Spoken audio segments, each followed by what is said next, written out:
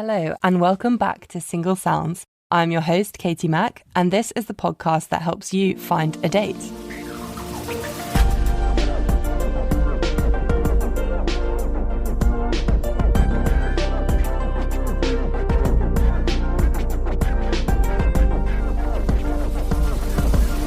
This is the 26th episode of Single Sounds, making it the podcast's 6-month anniversary. Usually I am not impressed when people celebrate that length of time in a relationship, but I am so proud to celebrate this milestone with you all. And whether you have been here throughout all the 6 months or just joined today, I am beyond grateful for your support. So thank you. And I'm so proud to let you know that the podcast has enabled 20 individual first date experiences in these past 6 months, which is so exciting, and long may it continue. This week's character is exceptional with his hands. I know this as he has given me an unbelievable osteopath treatment on my shoulders and neck with his handy-shaped thumbs. More on that to come. Welcome to Single Sounds, the one with Megan Fox's thumbs. Hello. Nice to have you here. Thank you. Let's dive into your profile. Okay. Who, what, where. First off, who are you sexually attracted to? Unfortunately, woman. Girls, yeah. The first person to say that. Just because I heard it on the other podcast with the girls is unfortunately men, so I thought I'd just tease in there. Yeah, good. And what are you looking for? So my friends wanted me to mention that one of my nicknames is Mr. Intercontinental. Okay. Just because for some reason I tend to date girls from all over the place. But the girls I'm most attracted to are girls who are brunette, and especially South American girls. I find Brazilian girls and Colombian girls very attractive. So yeah. Nice. Is there a particular reason? Don't know. Maybe they're just very exotic. I don't know what it is, but yeah. Fair. Do you have any height or age preferences? Height, I think anything above 5'3". Okay. And I don't mind tall girls. I know some guys find that uncomfortable, girl being taller, but I'm totally cool with that. In terms of age, if it's something casual, 20 to 30 years, I'm cool. Yeah. But if it's something more serious, I probably look for like 23 to 26, something around my age. Okay, makes sense. And finally, where would you like to date? So London-based, I'm happy to go to the outer parts of London, and then if I really get on well with them, then I'm happy to go a little bit outside of London. Okay. But yeah, I'm not good with long distance. So if someone's in like Scotland or Wales or Ireland, yeah, probably not. Probably not, yeah. But like a decent train journey, that's okay. Yeah, that's fine. That's sensible. Mm. Okay, let's do your 2 truths and a lie. Mm-hmm. So I played in the national table tennis championships in England. I think it was maybe like 6 years ago. Mm. I had lunch with Ricky Gervais in West Hampstead. Oh, that is cool. And then I went up to a group of random people in a bar in Camden and got them to play beer pong with us and my group of friends. Okay. I'm pretty sure the table tennis one is true. Yeah. Just because I know you play. But then I guess I don't know how good you are. Mm. So could be a sneaky one. It could have been like, I don't know, 2 years ago, not 6 years ago. Mm. The Ricky Gervais one, that's really interesting because someone literally told me a few weeks ago that they also saw him in Primrose Hill, which isn't far away. Mm-hmm. And I don't know where he lives, but I'm guessing it's up there. Mm-mm. But then you said you actually had lunch with him, Yeah. which is not just seen him. So that's pretty crazy. Mm-hmm. And if so, I might ask you to get him to promote this. 100%. And yeah, you seem a confident guy. I reckon you could go up to someone and get them to play beer pong in a pub. Mm. And the Camden was quite specific. So I feel like that's true. I'm going to go Ricky Gervais is the lie. Yeah. Yeah. Although it's not a complete lie. I actually walked past him in West Hampstead. Okay, yeah. Hampstead, yeah. Yeah, so he must live around there. Yeah. It was crazy. I was just coming back from a friend's place, and I was thinking, like, a couple of years back, I was like, I've never met or walked past a celebrity. And then I think it was around that time where, like, I walked past and I just heard someone speaking. I was like, it's very familiar. And then I turned around and it was just him. He had the shades. I was like, oh my God. I was like turning around a couple of times in the middle of the street, like, is that him? But yeah, no, it's quite cool. I've finally walked past a celebrity, which is kind of nice. Yeah. So now I've learned that you actually are good at table tennis. Yeah, I'm not bad. A lot of people say they're great at table tennis because they play it with their family and friends.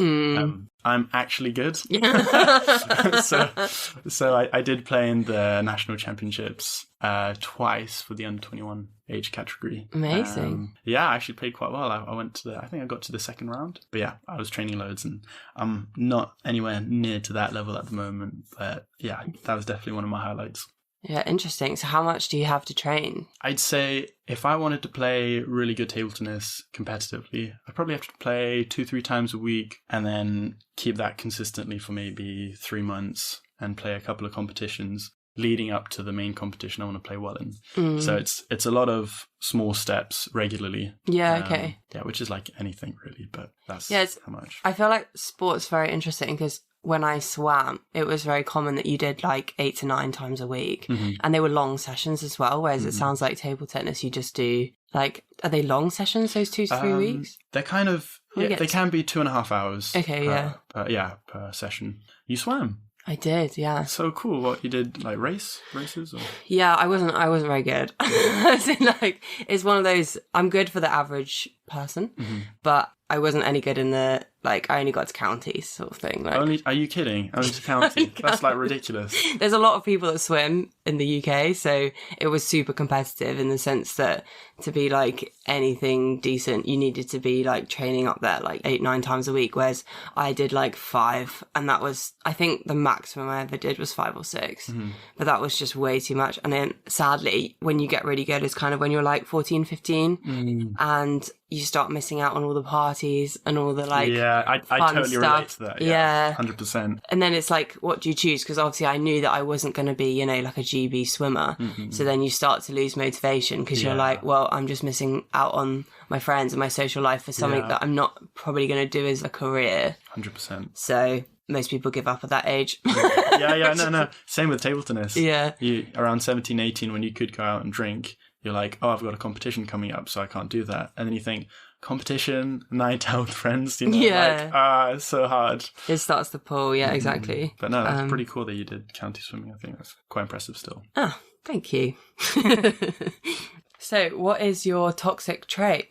So, I think people laugh when I say this because everyone I meet tend to think I'm a very calm, cool guy all the time. But when I get hungry, I kind of get angry. Little things kind of annoy me.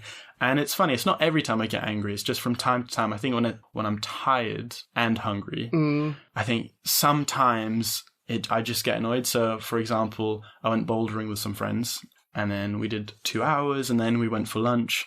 And I remember getting quite hungry, and then they were very indecisive, and I like to do things as a group. So I was like, okay, come on, guys, let's pick a place. And they said, oh, okay. So then after about half an hour of walking around, I was like, no, guys, like, seriously, like, let's just pick a place and just eat. And I was just getting so annoyed. I was like, why are these people choosing a place? Like, I feel it's rude for me to eat if they're not eating with me, you know, eat at the same time. And so after about 10 minutes, my friend was like, you just eat and then we'll find something else. I was like, okay, fine. So I bought my thing, we sat down, and then for like 20 minutes, I was just calling a friend, and then I ate. And I was like, oh, hey guys, you know, how's it going? Do you enjoy your meal? And my friend said, you are so scary when you're hungry. And I was like, really? She was like, yeah, I didn't want to talk to you when you were hungry half an hour ago. I was like, oh, okay, cool. So she had only known me about 2-3 months around that time. But it was interesting for her to say that because I didn't feel it, I guess. Yeah. I was just in that mode. But it's a common theme, so yeah, it's interesting. I've totally accepted it. I'm like, when I'm a little bit hangry, I'll just get juice or something. Yeah. Just to like calm myself to manage down. It. Literally, my boyfriend does exactly the same. So I'm the same as you. I notice maybe I'm a bit snappy, but apparently my mood drops and I'm so grumpy. Apparently my boyfriend keeps snacks around, like, that's so for clever. me. Yeah. So, and then I know when I'm being grumpy because he'll just hand me like a good one's like a fruit, like, or a mini roll or something. So clever. Something sugary. I need to do that around my house. And fruit shoots, like, you know, you said juice, like he'd have them in the car ready to like give to me. Cool, so it's not only me. No, I think it's really common. My other one, you know, you said when you were tired. I also get if I'm cold and hungry, then I get extra mad. That's the worst. The worst. That is the worst. That is a concoction for madness. Yeah. I always think that Snickers advert, Yeah, you so know, true. like, it's true. Like, it's really good advertising. And it's funny because I watched, the Hulk film Mm. and I think, I like the story, but whenever he turns into the Hulk, I'm like, I can relate. When I'm hungry, you won't like me when I'm hangry, Yeah. That's so me. So funny. And what would your TED Talk topic be? So when I was in my teens, I was extremely nervous. To put it into perspective, I'm part Greek, so we'd have huge Greek family weddings and funerals, and whenever we went around speaking to family, I'd stick to my older brother, my dad, because I was so scared of an auntie coming up to me saying, "How are you doing? Do you remember me?" That I hated that. Do you remember me? I was like 8. How can I remember who you are when I was like 2? But there's so much pressure, and I'm like, oh my God. So yeah, that was scary. And that was pretty much me all the time. I was scared of like social interactions and talking to random people. So then around 16, I failed my A-levels. And then to me, that was kind of like the moment where I thought, I need to take responsibility of my life. So in every area, academic, socially. So I started to ask myself, who do I want to be? And kind of confidence was definitely something I wanted to work on. And so from 16 to now, which is like 8 or 9 years later. Yeah. From that moment onwards, I just decided in every social situation, I was going to talk to random people all the time. Wow, and so you really went deep into the... Yeah. Yeah. When I went to college when I was 18, the first day I decided I was going to talk to everyone in my class. Wow. I walked in, I was sweating. Like, literally, that was how scared I was. I was like, I'm going to do this. I'm so scared, but I'm going to do it anyway. And just to explain that. So I think I've learned a lot about confidence, stress management, motivation, self-esteem. And I think having a story helps people understand what's going on, and they can relate to that. So I thought, I'd love to do, at some point I actually want to do a TED Talk. I want to do a podcast as well. And just talk about that, like where I've gone from and where I am now, and just explaining the lessons I learned along the way. I think making it relatable, I think a lot of people can learn more from that than just reading a book here or there.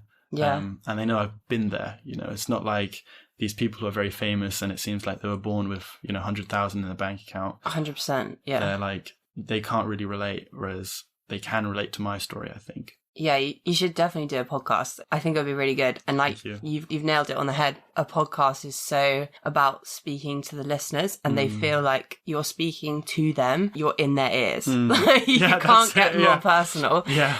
And stuff like that, like you said, I think it's so important to have real life experiences that actually other young, just people in general, it doesn't have to be a guy, does it? It can be like anyone who's having confidence issues.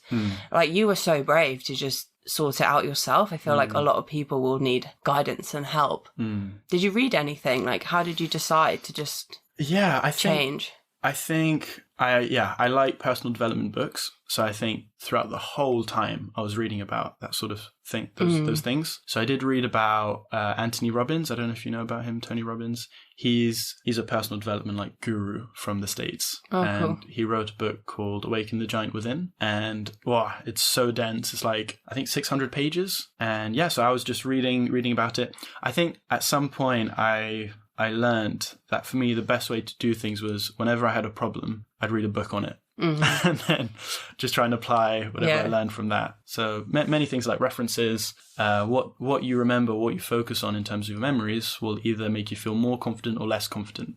So that was an idea I got from Awaken the Giant Within, which makes sense. If you focus on all your achievements, you're naturally going to feel like, I can do this. Yeah. Whereas if you focus on what could go wrong, you're naturally going to feel like, I don't want to do this. Yeah, and you're failing. And that's it. So shifting focus. It's just like your mindset, yeah. That's it. So I did read the whole time. And my dad is exceptionally confident. I think socially he's very confident. I was not like him. But I guess seeing his example made me think I do want to be a little bit like that. And obviously my older brother, I've got 2 brothers, older and younger. And my older brother was definitely like my hero when I was younger. He always helped me out whenever I had a problem. And I saw him being quite confident. So I guess I had an example of who I wanted to be. Yeah. And I guess I was just deciding, right, I'm going to try and become a bit more like that. But definitely reading the whole way, yeah. Amazing. I love it. Good TED Talk topic. Thank you. And podcast. Thank you. Double whammy. So let me know what you're weirdly attracted to. So my friends always, after a night out, we talk about what girls we're into, and Love that. And they're always like, that girl was cute, but she was a bit large, and I'm always like, nice. Like I'm always like, yeah, I really like curvy girls. Okay. And it's funny. It's always like they're like, oh, this girl's cool, but I'm not into her, but probably would like her. And so I'm known with all my friends like I like the curvy ones. So yeah, that's quite funny. Yeah, I wouldn't say that's so weird. It's just your preference, isn't it? I feel like in today's society, we're taught so much that thin is best. Yeah. And actually, if you went back not even that long ago, the attractive thing was to be curvy. So I think now, to be honest, it's going back that way. Like we see so much more like body positivity of just like supporting whatever body shape you are, like loving yourself. So yeah, I think it's great that that's your type. Thank you. Yeah, no, definitely. So, let me know your moan of the moment. So when we talked a couple of months back, I thought to myself, I don't really have one. But then I was walking in a busy street in central London and I realized there is one, which is, when people check their Instagram or Facebook or whatever on a street, so when they're walking, they're on their phone in a busy street in central London, and people were walking towards her, and it was kind of like she was just expecting people to move, not even looking up. It was just super annoying. I was like, do you not want to live? Like, do you want to just like stay on your phone? So at home, you're on your phone, and then in the street, you're also on your phone. Do you not want to like experience life? And also, I'm a little bit sad. I feel sad for them because I think you're not truly experiencing life as it is if you're just always on your phone. And also, it's really annoying for other people. Yeah. So I was trying to like walk by because she was also really slow. And she was really slow as well, walking really slow. I was like, oh, come on, like I gotta get somewhere.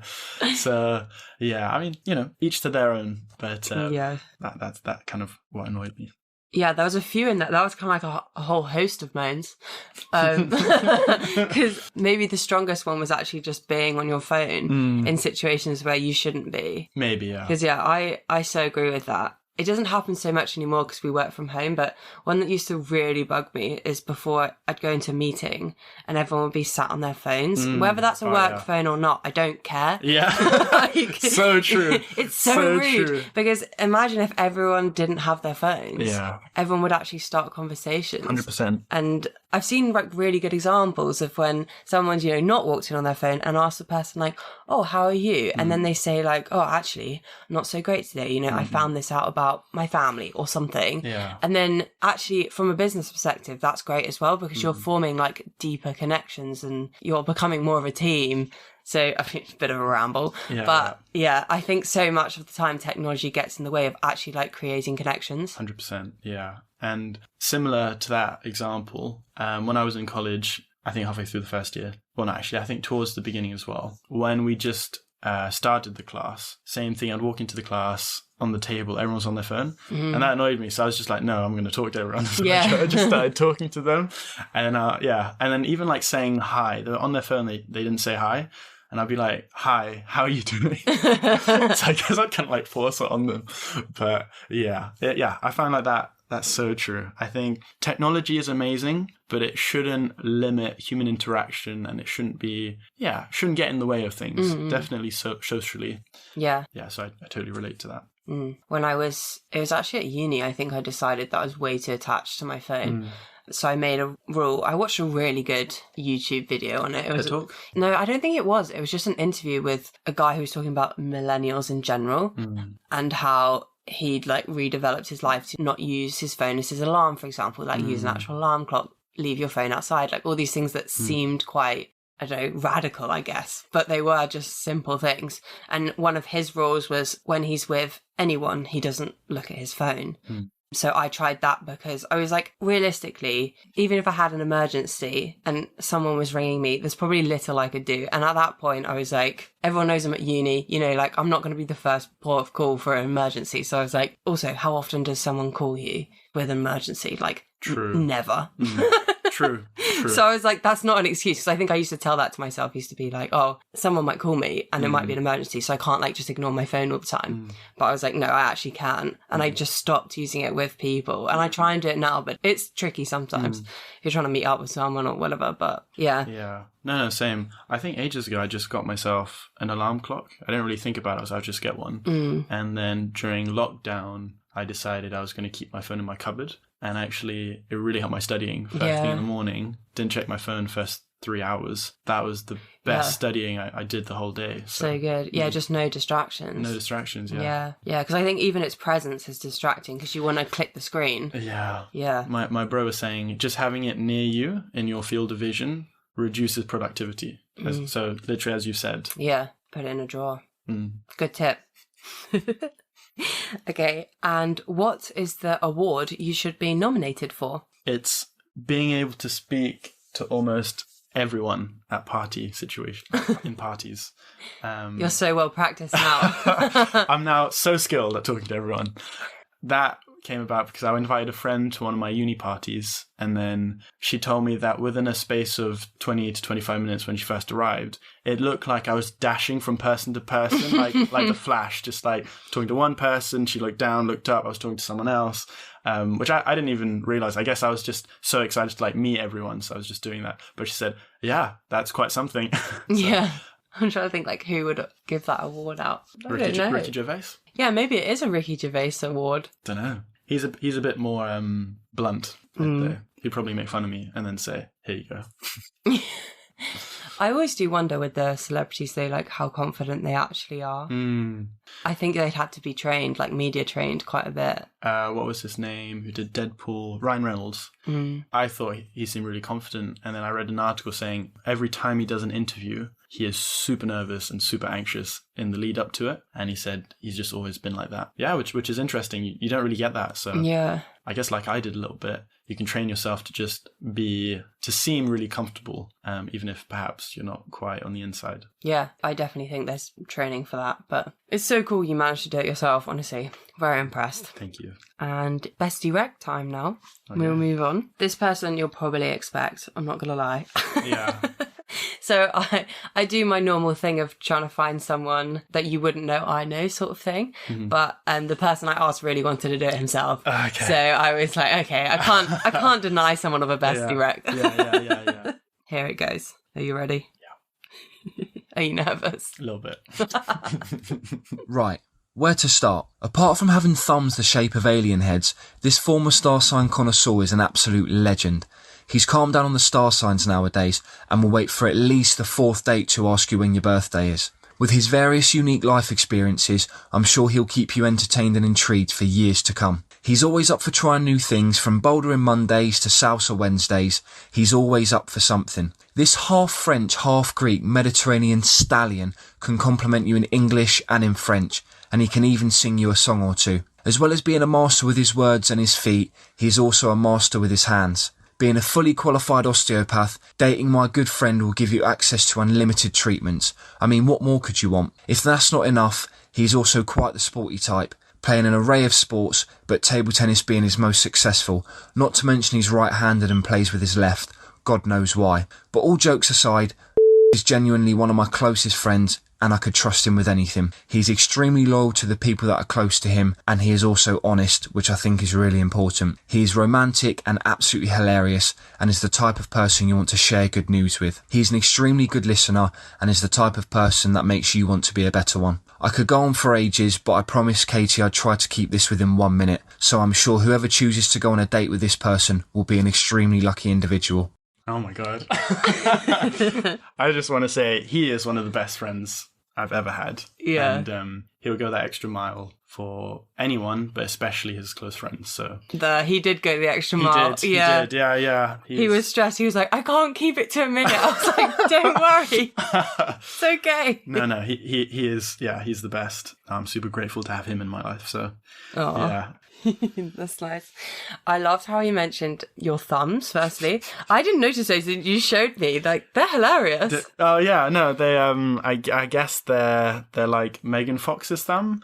And I guess I know that because I'm the only person I know that has these thumbs. So, of course, I have to research, is there anyone else on the planet that has these thumbs? So Megan Fox has them. So if I ever meet her, that's the first thing I'm going to say. Yeah, you're just going to show your thumbs.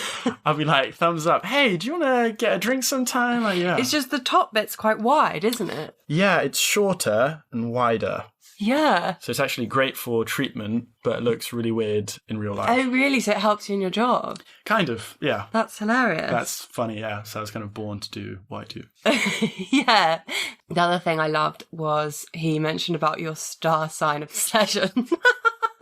Not as much anymore. Yeah. But I think Just went through a phase. That's it, yeah. I went through a phase and then I took a break because I felt like I was being too critical on myself based on my sign. So I was like, right, I'm going to do a mental fast of this.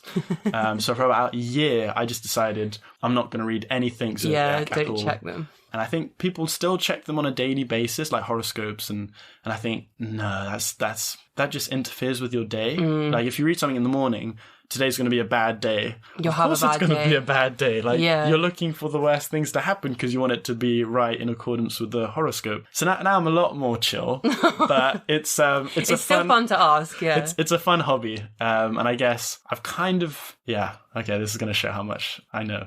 I've kind of memorized the months of the year and the signs, so whenever I know someone's birthday, I know their sign. Yeah, much. I think quite a few people know that. Even I'm not that keen on it, but I still enjoy like knowing who I'm dating. I want to know their sign, and I will Google our compatibility. How quickly? Before the date? It's probably quite early, like maybe the first, not before the date. Because I probably wouldn't know that before. I'd say like in the first few dates. Okay. Just in case. But then I do know my sign. I'm an Aquarius. What are you? I know you're Aquarius. Oh. I don't know how that sounds. I know your boyfriend's sign as well. Oh no, I know his Myers-Briggs type, my bad. Yeah, because we talked about it the other time. Oh my gosh. I enjoy analysing people. I think that's why psychology would probably be my second... TED Talk. No. Well, yeah, TED Talk, but second degree if I didn't do osteopathy. I'm a Gemini, so I think we get a lot of bad rap. Do you? I thought Geminis are really kind. Well, I'd say I am. But, I think the whole, like, two-faced thing and the, like, silver-tongued and whatever. And they're your weaknesses, supposedly. Supposedly, yeah. And so when I read that when I was younger, I was like, oh my God, I'm such a bad person. Yeah. So that's why I had to take a break, because I was like, this is ruining my self-esteem. Like, I don't feel good about myself. So that's why I had to take a break. But yeah, funny enough, I actually met 5 Geminis last month, as you do. And they were also into like reading a lot, reading about different personal development books. And we got on really well. I guess we're on the same page in a sense. But yeah, so that's just a bit of fun. Little hobby. It's healthy to use it just as a fun like conversation starter and not taking it too literal. I think one of my weaknesses is like I'm aloof, which is just bollocks. Like, I'm like the most non-aloof. Is that a thing? Non-aloof person ever. You've created that. That's yours now. Yeah. Katie Max. I don't think I'm very Aquarius-like, to be honest. So. Would you say you're intuitive? Like you can see patterns and work things out. Yeah, I can. I think also the common ones are like independent, quite creative, but in a fierce way. So fierce, okay. Yeah, you kind of go against the grain a lot, which I wouldn't say I do. Not that often. So you wouldn't say you're a real rebel. Yeah, exactly. Like yeah. Well, this, your genius idea here, this is quite creative, unique. Yeah. But again, I think that's a you thing. I don't think that's an Aquarius it's thing. Not a star sign It's thing. not a star sign thing. This is yours. But yeah, so I realised I want to get to know the person in front of me. I don't want to try and box them, and prove like a book, right? Like, who cares about this stupid book? Like, I want to get to know the person right here, right now, So that's why I wait a lot longer now to ask the birthday. I'm like, let's just get to know this person. What's the point of guessing? Yeah, because then you're trying to validate the story in your head rather than truly be open and get to know the person in front of you. So that's also why I don't do it so much. Yeah. So more. Yeah, sounds good. Okay, final section. This or that section. So. Oh man, okay. Are you good at being decisive? I'm fairly good. Okay, you'll be fine then. Would you rather have the ability to see 10 minutes into the future or 150 years into the future? 10 minutes. That was quick. I appreciate that. I thought that was a difficult one. You just absolutely nailed it. Was there a reason?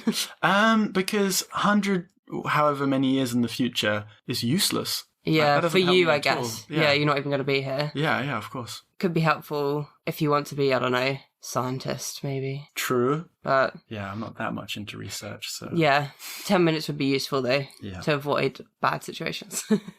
Paperback book or ebook? This one's harder, because I preferred books before, but now I've got a Kobo, and it's amazing. Yeah. I love it. Absolutely love it. I think I'm going to go with paperback still. If I could get a real book rather than ebook, I'd prefer that. You'd prefer, yeah. I'm the same. I prefer the physical ones, even though maybe not the best for the environment, but it's just something about holding a book and reading it. It's really nice. 100%. Would you rather stay inside during a snow day or build a snowman? Build snowman. Yeah. Yeah. More fun. Would you rather wear the same socks for a month or the same underwear for a week? It sounds bad either way. Yeah, neither are good. Neither are good. I'd go socks. I respect more my underwear than my socks. Yeah. Oh, it's really tricky though. Both are just because a month is a solid amount of time. It's a long amount of time. Whereas I was thinking a week, you could just reverse them a couple of times. At least it would only last a week. You could probably just stay inside for a week, like COVID isolation or something. Yeah, true. And no one would have to smell you, but you couldn't stay inside for a month. Yeah. well, you said the same socks for a month, right? Yeah. You didn't say you couldn't wash them. Oh, very true. There you go. I was just assuming you couldn't, yeah. Yeah, it doesn't say you can't wash them, yeah. I ruined the question. But... No, it's fine. You didn't. These are up to your interpretation. Okay. Cool. I'll wash my socks. Broccoli or green beans? Broccoli. Healthier, I think. You think? Yeah. I've got no idea. Okay, last one. Would you rather be forced to live the same day over and over again for a full year or take 3 years off the end of your life? This is quite hard. Yeah, it's really hard. Do I want to lose 3 years of my life or be absolutely bored? Same day. Oh, actually, no. Can you change parts of it or is it just exactly the same?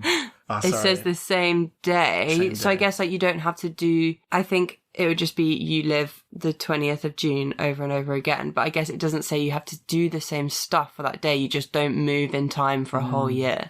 Did you see Groundhog Day? Yeah, it's similar to that. Thinking of that. Yeah. So you could change what happens over that day. Okay. Yeah, first one. Same day for a year. Yeah, 3 years off the end of your life could be pretty tragic, especially if you die young. That could be a real waste. Yeah, I didn't even think of that. That's terrible. About to die at 20, at 17.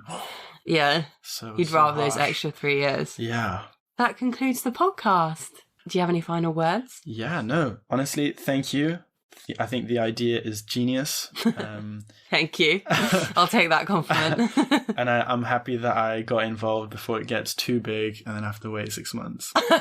So, yeah, no. Honestly, I think it's really important for people to trust their gut and go with what they feel. And if they have an idea, really bring it to fruition. And yeah, I think that's what you've done. So thank you for sharing your great idea with the world. Oh, thank you. What a lovely ending. If you think you'd be in safe hands dating this character, all puns intended, please contact the podcast on Instagram @SingleSounds. Thanks for listening this week and for the past half a year, and I'll see you next Tuesday.